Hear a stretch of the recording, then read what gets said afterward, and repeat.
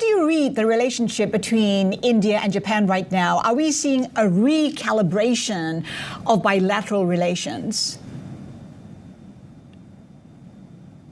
The relations between India and Japan really took off at the beginning of this century. And if you notice, this is the 16th annual summit between the two prime ministers. And what this means really is that we have an institution where the prime ministers of the two countries meet every year.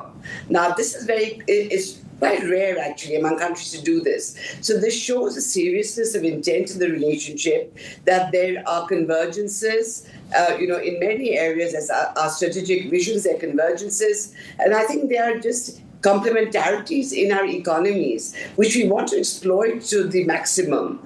And, that is where this path has been leading us. And I do believe that this visit by Prime Minister Takaichi is really another one, sort of another step in that direction as our economies come together and as, our strategic visions converge, both in the context of the region as well as globally. Both countries have been pretty clear that they want to cut their dependence on China. I'm also wondering if both sides are preparing for a more confrontational China, and that, their strategic relations are pretty much indispensable in that calculation. You see, there is no doubt, and you can look at the joint statement that is issued, that, without really mentioning China, China is very much there in the backdrop. But I would like to make a point that, that is not the sole purpose because of which Japan and India decided to build this, what they call this special strategic and global partnership. Insofar as China is concerned, I think in our threat perceptions, it has a role to play, which is known to everybody. And, in this expanse of the Indo-Pacific, I think what both countries, Japan and India, want are stability and prosperity. And therefore, we need to work together and have a security environment which is conducive to growth. We do see China as a big player here. And what we do try to do is to make sure that all the countries in the region play by certain rules, which also includes China. So there is a China factor. I wouldn't say there isn't. More recently, for example, I think they have been talking about coercion in weaponizing exports of critical minerals or critical technologies. And when they use this as kind of a euphemism, of course, for China, which is there also you will find in the joint statement. So China is a factor, but I don't think it's a sole factor because of which Japan and India have decided to work together. Do you see Japan and India playing that leadership role among the middle powers? I'm sorry, I didn't get that. Do you see Japan and India playing that leadership role among the middle powers, especially in Asia? Yeah, absolutely. I think something that brings us together really is the fact that we are two large Asian economies. And also that we are two democracies. We see ourselves as, emerging powers who have a greater role to play, not only in the region, but also globally. I think this is the aspiration of both countries. And, that is what, to a large extent, also brings the convergences in our outlook on the free and open Indo-Pacific. So, the free and Indo-Pacific strategy of both Japan and India, you find convergences where we believe as, Asian regional powers that we have a role to play. Talk to us about the India-Japan security cooperation. Where could we see the most realistic gains? Would this be in terms of defense tech or maritime? What are the key areas here? So security cooperation has been a very important part of this relationship, as I said, in the last 25 years or so. And what this involves really is that, we've established a fairly sort of well-developed a mechanism for joint exercises across the three arms of our military. We work, bilaterally. We work as part of the Malabar exercises, which also involves the United States and Australia. Besides that, there is cooperation in intelligence sharing. There is increasingly, I think, an understanding on both sides that we've got to work more, probably more diligently to ensure that there is also cooperation in the area of defense equipment. We did sign an agreement some 10 years ago on the export of defense equipment. As you know, there's been a change in Japanese policy insofar as exports of defense equipment are concerned. And in that list of 16 or 17 countries where they're looking as potential markets, India is one. Prime Minister Modi, during his one of his interventions, he mentioned that this was the beginning.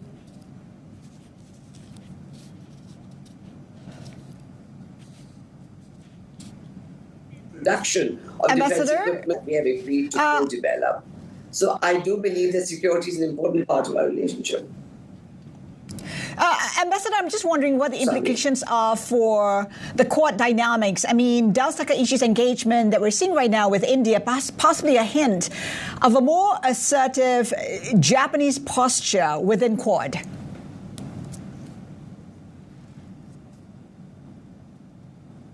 I'm sorry, I'm missing bits of what you're saying. I'm so sorry. I think it's not very clear, the line. Could you just repeat yourself?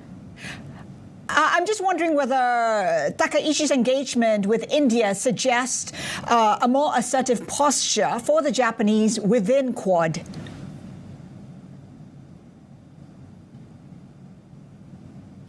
The Quad, did you ask? Yes, Quad. I'm kind of losing you. The Quad. Yeah, so, yes, indeed. I think we're members of the Quad. We've recently had the foreign ministers, meeting. And I think what is important about the Quad is that there are ongoing mechanisms within the Quad that are working and very much online and on course. We also have, within the four members of the Quad, I think Japan and India, and Japan and Australia and India have been deepening their relationship, which also gives, I think, much more strength to the Quad. And we just had recently the foreign ministers of the Quad meeting in India. So I do believe that, while there may be some, differences in nuanced focus, and insofar as the Quad is concerned, I frankly believe that it is still on course. And I think all the four member states of the Quad continue to be very committed to it. And Ambassador, what does that mean for India's balancing act between the US and China? I don't really see that, the Quad, I don't think really saw itself necessarily as something, at least it was not really a security arrangement at any, and they've been very careful to say that. But what they were looking at is to make sure that they were, that the supply chains were there, the resilience of the supply chains and things like critical minerals and critical technologies. And if you recall, during the COVID crisis, they worked together. So I think they have platforms where they do want to look at areas such as maritime security and so on, just among themselves. That's what I'd like to say. And again, as I was saying, I don't think it's necessarily directed against China. China is a factor for sure. One of the key areas for both countries is actually semiconductors. We know that Japan is ramping up its chip alliances, and Japan is pushing semiconductor manufacturing. What concrete areas for cooperation do you see for the two sides? So when you look at the areas of focus in the relationship, I mean, they've had a roadmap for economic security.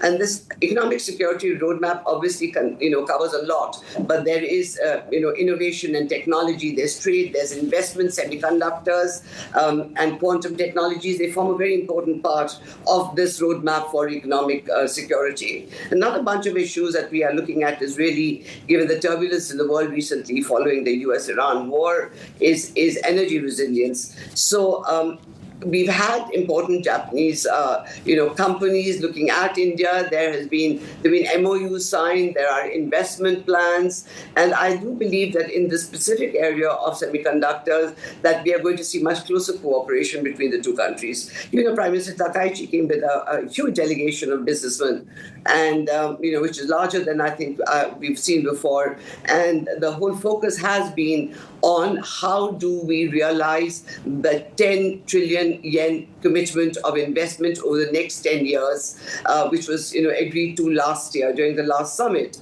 And an important part of this, I think, is going to be high tech in areas such as semiconductors. And for India, what bottlenecks do you see that would stand in the way of its semiconductor ambitions?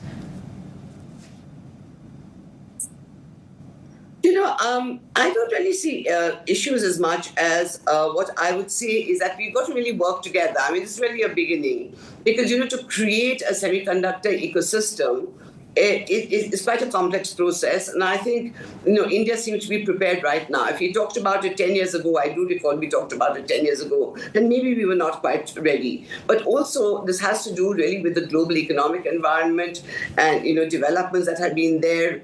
I talked earlier about, weaponizing of trade by China and some other countries. So I think we will start across. What I do understand is start across the spectrum of technologies, training, OSAT, and so on, which are related to logistics, related to semiconductors. And I do believe that we're looking at a path. And frankly, I see potential rather than challenges.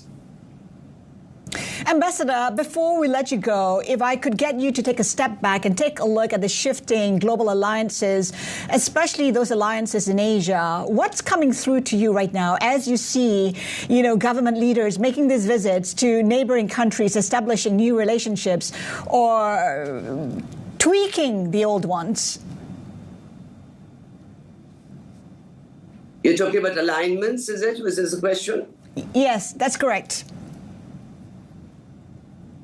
But, we're really talking about, there exist convergences already, as I said, in the strategic space between India and Japan. These have been well recognized, and that really is the foundation of the relationship between the two countries and the growth of the relationship that we have seen the last 2.5 decades. And, realignments, what I would see is I think we would look where we could work together in areas of critical importance to us, which would be, as economic security being one, energy resilience being one. I think as part of this, when the discussion, there was also talk about, where we work together in the area of LNG supplies. Both of us are dependent on LNG supplies. There has been actually, a disruption because of what has happened in the Middle East. So I think the alignments probably will be more economic than anything else.